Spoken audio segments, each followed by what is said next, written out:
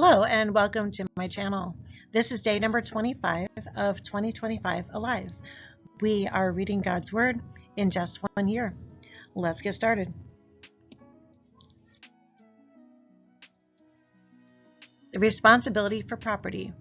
If a man steals an ox or a sheep and slaughters it or sells it, he shall restore 5 oxen for an ox and 4 sheep for a sheep. If the thief is found breaking in, and he is struck so that he dies, there shall be no guilt for his bloodshed. If the sun is risen on him, there shall be guilt for his bloodshed. He should make full restitution. If he has nothing, then he should be sold for his theft. If the theft is certainly found alive in his hand, whether it is an ox or donkey or sheep, he shall restore double.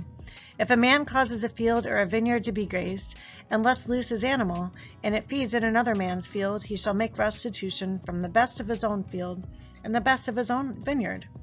If fire breaks out and catches in thorns, so that stacked grain, standing grain, or the field is consumed, he who kindled the fire shall surely make restitution. If a man delivers to his neighbor money or articles to keep, and it is stolen out of the man's house, if the thief is found, he shall pay double.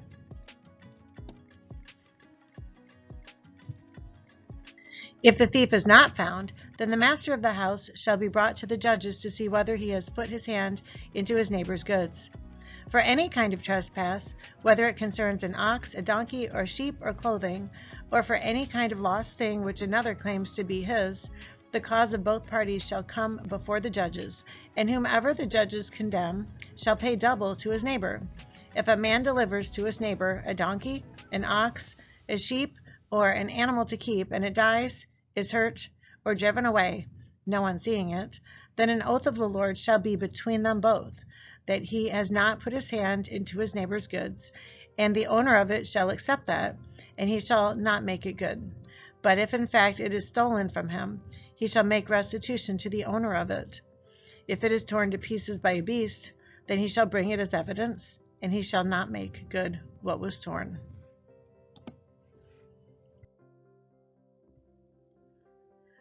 And if a man borrows anything from his neighbor, and it becomes injured or dies, the owner of it is not being with it, he shall surely make it good. If its owner was with it, he shall not make it good. If it was hired, it came for its hire. Moral and ceremonial principles. If a man entices a virgin who is not betrothed and lies with her, he shall surely pay the bride price for her to be his wife. If her father utterly refuses to give her to him, he shall pay money according to the bride price of virgins. You shall not permit a sorceress to live. Whoever lies with an animal shall surely be put to death. He who sacrifices to any god except to the Lord only, he shall be utterly destroyed.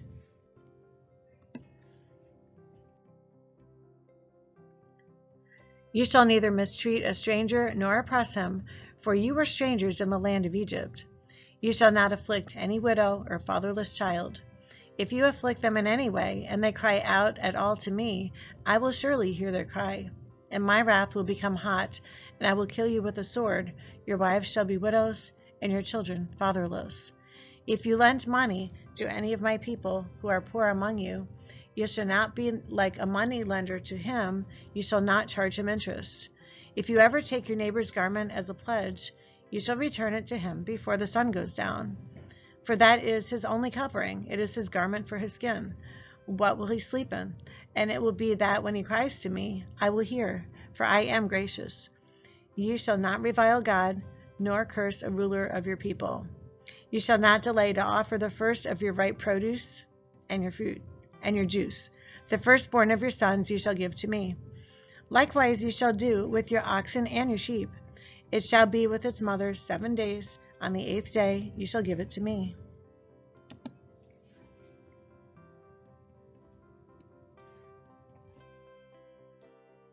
And you shall be holy men to me. You shall not eat meat torn by beasts in the field. You shall throw it to the dogs. Justice for all. You shall not circulate a false report. Do not put your hand with the wicked to be an unrighteous witness. You shall not follow a crowd to do evil, nor shall you testify in a dispute so as to turn aside after many to pervert justice. You shall not show partiality to a poor man in his dispute. If you meet your enemy's ox or his donkey going astray, you shall surely bring it back to him again. If you see the donkey of one who hates you lying under its burden, and you would refrain from helping it, you shall surely help him with it. You shall not pervert the judgment of your poor in his dispute.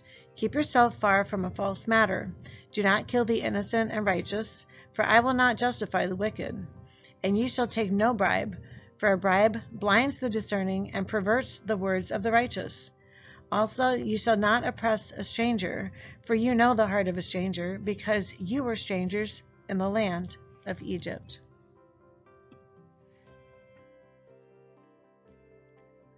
The law of Sabbaths. 6 years you shall sow your land and gather in its produce, but the 7th year you shall let it rest and lie fallow, that the poor of your people may eat, and what they leave the beasts of the field may eat. In like manner you shall do with your vineyard and your olive grove. 6 days you shall do your work, and on the 7th day you shall rest, that your ox and your donkey may rest, and the son of your female servant and the stranger may be refreshed. And in all that I have said to you, be circumspect and make no mention of the name of other gods, nor let it be heard from your mouth. 3 annual feasts. 3 times you shall keep a feast to me in the year. You shall keep a feast of unleavened bread.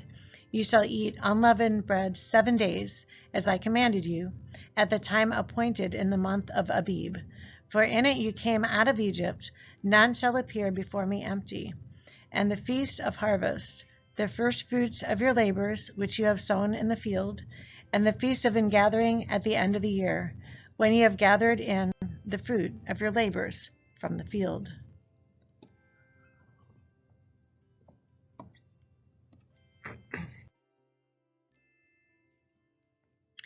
Three times in the year all your males shall appear before the Lord God.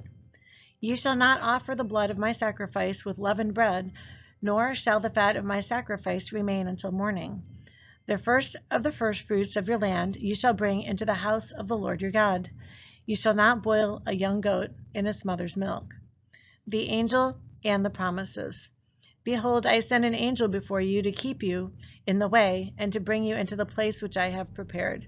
Beware of him and obey his voice. Do not provoke him, for he will not pardon your transgressions, for my name is in him. But if you indeed obey his voice and do all that I speak, then I will be an enemy to your enemies and an adversary to your adversaries.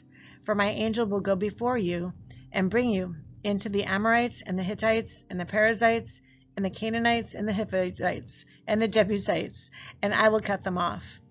You shall not bow down to their gods, nor serve them, nor do according to their works, but you shall utterly overthrow them and completely break down their sacred pillars.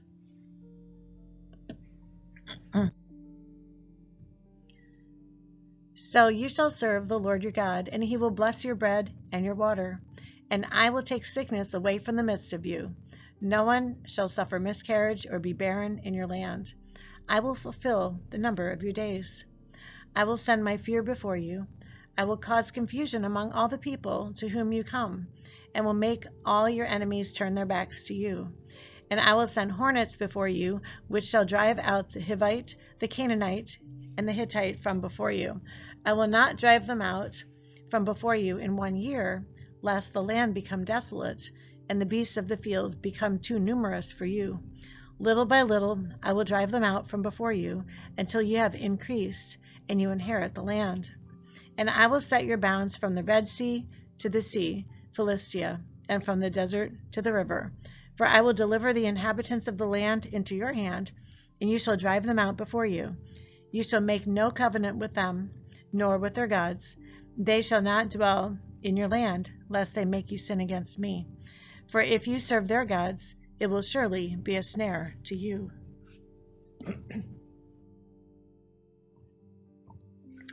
Israel affirms the covenant.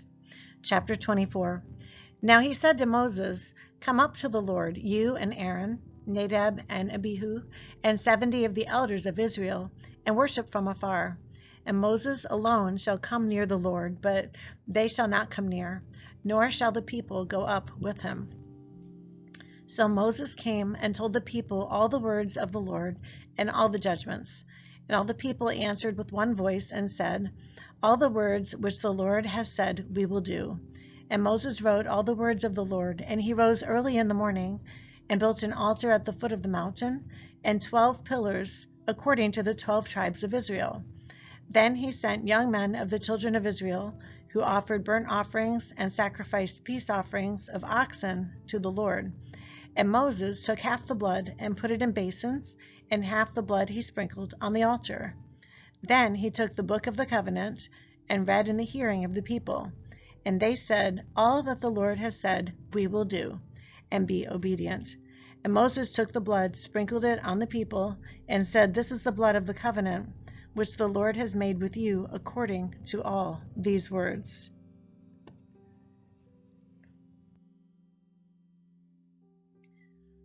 On the mountain with God. Then Moses went up, also Aaron, Nadab, Abihu, and 70 of the elders of Israel, and they saw the God of Israel. And there was under his feet, as it were, a paved work of sapphire stone, and it was like the very heavens in its clarity. But on the nobles of the children of Israel he did not lay his hand. So they saw God, and they ate and drank. Then the Lord said to Moses, "Come up to me on the mountain and be there, and I will give you tablets of stone, and the law and commandments which I have written, that you may teach them." So Moses arose with his assistant Joshua, and Moses went up to the mountain of God. And he said to the elders, "Wait here for us until we come back to you. Indeed, Aaron and Hur are with you. If any man has a difficulty, let him go to them." Then Moses went up into the mountain, and a cloud covered the mountain.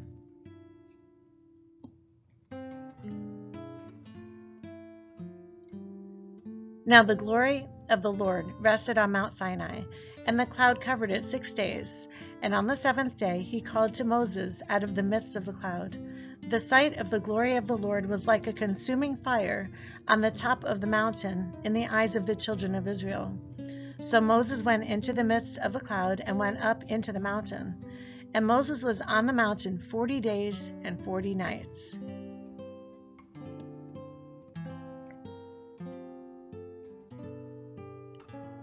Thank you for reading with me today.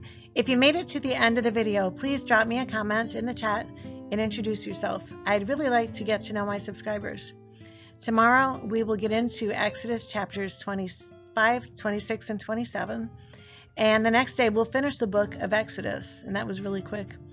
Remember that Acts 2:21 says, "Whoever shall call on the name of the Lord shall be saved."